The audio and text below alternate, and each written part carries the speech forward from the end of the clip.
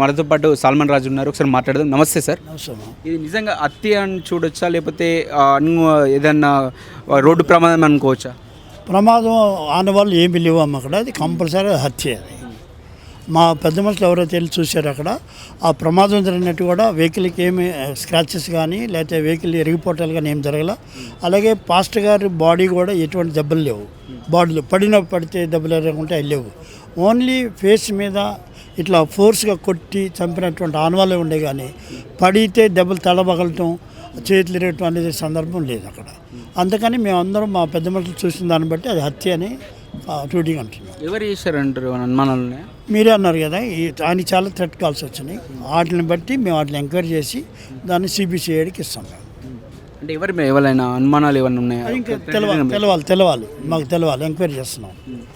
పోలీసులు ఏమైనా దర్యాప్తు ఏమైనా చేపట్టారు? వాళ్ళు దర్యాప్తు చేశారు కానీ ఆ దర్యాప్తులో అది యాక్సిడెంట్ అని అంటున్నారు కానీ వారు ఇంకేం చెప్పలేకపోయారు వాళ్ళు. మరి అక్కడ నుంచి వాళ్ళకి ఏమైనా ప్రెజర్స్ ఉన్నాయా, వాళ్ళని ఏమైనా మేనేజ్ చేశారా అనేది మేము గవర్నమెంట్ కూడా డిమాండ్ చేస్తున్నాం. గవర్నమెంట్ కూడా ఆలోచిస్తుంది. వారు కాదు మేము సిఐడికి వెళ్తాం, లేకుంటే సిబిసిఐడికి వెళ్తే కూడా మేము తయారయ్యాం. వాళ్ళ వైఫ్కి కానీ ఏమైనా చెప్పిండట్నే? వాడు వైఫ్కి మాట్లాడలేని పరిస్థితి, వాళ్ళ మదర్ మాట్లాడలేని పరిస్థితి. వాళ్ళ బామ్మర్ది వెళ్ళాడు బాడీ దగ్గరికి, తీసుకొని వస్తున్నారు ఇప్పుడు. అది వచ్చినాక మేము కలిసి మాట్లాడి ఒక 1 వీక్ దాకా టైం పట్టింది మాకు. అప్పుడు మాకు అన్ని కార్యాచరణ కార్యక్రమం మేము చెప్తాం. అంటే గతంలో మీకు ఎప్పుడైనా చెప్పారా నాకు వీళ్ళ మీద నుంచి హాని ఉందని చెప్పి? ఆయన పబ్లిక్గా డైరెక్ట్ చెప్పిన సందర్భం, పబ్లిక్ మీటింగ్లో చెప్పాడు. నన్ను బెదిరిస్తున్నారు, నా థ్రెట్ కాల్స్ వస్తున్నాయి, మమ్మల్ని మనం జాగ్రత్తగా ఉండాలని ఆయన డైరెక్ట్ చెప్పిన సందర్భం. దాని సందర్భంతో ఇది ఇక్కడ జరిగింది. ఆ రెండు టాలీ చేసి హత్య అనేది ఒక అవగాహనకు వచ్చారు మా పెద్ద మనుషులందరూ కూడా. దాన్ని మేము సీరియస్గా ఎంక్వైరీ చేయించి దాన్ని మేము మళ్ళీ సిబిసిఐడికి వెళ్తే ప్లాన్ చేస్తున్నాం. ఓకే, ఇది హత్య అయితే ఏ యాంగిల్లో జరిగి ఉంటుంది అంటారు? ఖచ్చితంగా హత్య అని ఎట్లా అంటున్నాము జరిగింది. ఆ హత్యని మేము వీళ్ళు ఏదైతే దర్యాప్తు జరిగిందో దానికి సాటిస్ఫై కావట్లేదు. దానికోసమని మేము అప్పర్ సంస్థలు ఉండి ఆ సంస్థలకు వెళ్ళి తెలుసుకున్నాక వారిని శిక్షించే వరకు మేము కార్యాచరణ తీసుకుంటాం. అంటే మీరు పాస్టర్ కాబట్టి పాస్టర్ కాదు, నేను ఆయన పాస్టర్ కాబట్టి సో థ్రెటెన్ మామూలుగా హిందూ సంఘాల నుంచే వాటి నుంచే ఉంటుంది అనుకోవచ్చు. డెఫినెట్గా వాళ్ళు కొంతమంది యాంటీ సోషల్ ఎలిమెంట్స్ చేస్తారు. న్యాచురల్, అది న్యాచురల్. వాళ్ళు చేశారా ఎవరు చేశారనేది రేపు మనం ఆ డాటా లిస్ట్ తీసుకుంటే తెలుస్తుంది. మీరు ఏమైనా మాట్లాడే వాళ్ళ ఇంతకుముందు ఆయన అంత బిజీగా ఉండేవాడు. ఎప్పుడు కూడా మాట్లాడినటువంటి పరిస్థితి రాలే మాకు. డిబేట్స్ లేకపోతే చర్చి ఆ కార్యక్రమంలో ఉన్నాడు. వేరే వాటిలో ఉండేవాడు కాదు ఎక్కువ.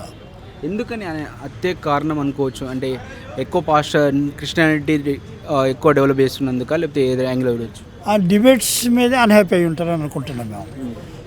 ఒకటి. రెండోది ఆయన ఒక మంచి సేవకుడిగా వెళ్తున్నాడు అనేది 2. మూడోది ఈ క్రిస్టియానిటీని మీరు అన్నట్టు క్రిస్టియానిటీ ఎవరు చెప్పాల్సిన అవసరం లేదమ్మా. ఎవరైతే మంచిగా మార్గం చెప్తే వెళ్తే ఏది మంచిది అనుకుంటే వాళ్ళు వెళ్తామే కానీ ఎవరు కూడా మీరు రండి తీరండి అని చెప్పిన సందర్భం ఉండదు. ఆ రకంగా ఎవరు జాయిన్ అయిన సందర్భాలు కూడా ఉండవు. మీరు ఎంక్వైరీ చేస్తే కూడా గవర్నమెంట్ ఉంది, గవర్నమెంట్ ఎంక్వైరీ చేయొచ్చు. మేము 2% ఎందుకుంటామా? 47 years అయింది ఇండిపెండెన్స్ వచ్చి. ఆ సందర్భం ఉంటే 2% ఎందుకుంటారు? మేము కూడా మల్టిప్లై అవ్వాలి కదా. ఎక్కడ అయ్యాం? అది రాంగ్ కాన్సెప్ట్స్ అవి. అంటే ఇట్లాంటి పాస్టర్స్ని హత్యని ఎలా చూస్తారు మీరు?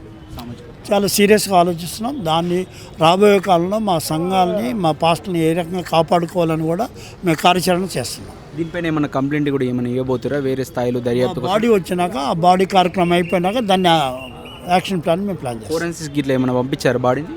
ఇంకా పంపలేదు, ఇంకా తీసుకుని వస్తున్నారు అక్కడ. ఇప్పుడు రాజమండ్రి నుంచి వస్తుంది బాడీ.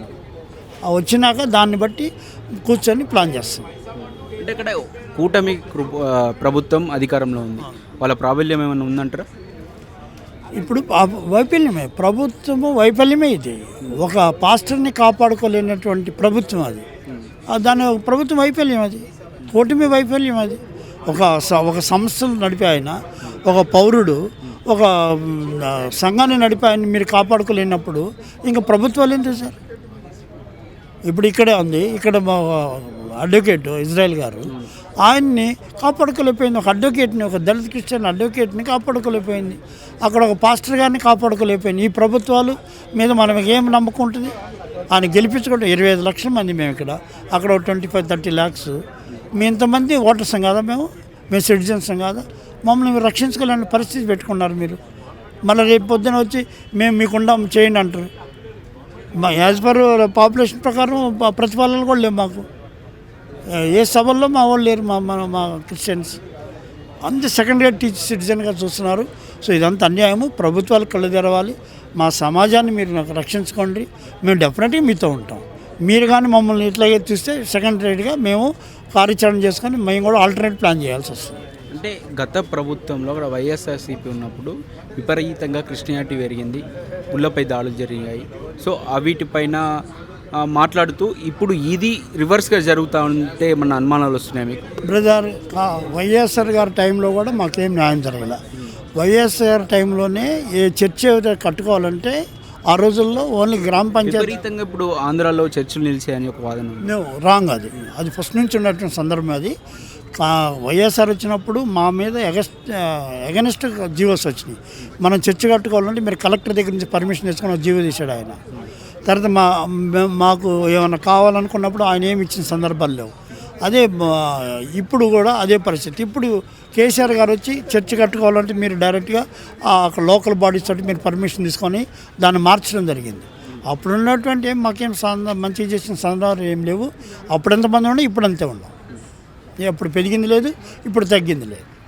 మీకు మామూలుగా మాట్లాడుతున్న అర్థంతో ఎవరు లేరు, కనీసం జర్నీ చేసే టైంలో కావచ్చు ఎవరు లేరు.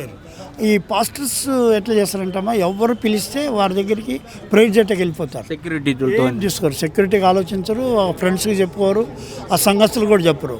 ఇప్పుడు మనందరం సంఘస్థులు, నేను పిలిస్తే నా ఇంటికి వచ్చేస్తారు వాళ్ళు. లేకపోతే అన్నోన్ పర్సన్ పిలిచినా కూడా వాళ్ళు వెళ్తారు. బ్రదర్ మాకు బాగోలేదు ప్రేయర్ చేయండి అంటే వెళ్ళి ప్రేయర్ చేసి వస్తాడు. అట్లా ఈయన వెహికల్ తీసుకొని వెళ్ళి అలవాటు ఈయనకే కాదు అందరు పరిస్థితులు అట్లా చేస్తారు. వాళ్ళ ఫ్యామిలీకి ఇట్లా ఎక్కడ ఉంటారు? ఇక్కడ మల్కాజ్గిరి అల్లవాళ్ళ దగ్గర ఉంటారు. మీరు వెళ్ళి కలిసే ప్రయత్నం చేశారు? లేరు ఇప్పుడు ఇంకా వాళ్ళు అన్కాన్షియస్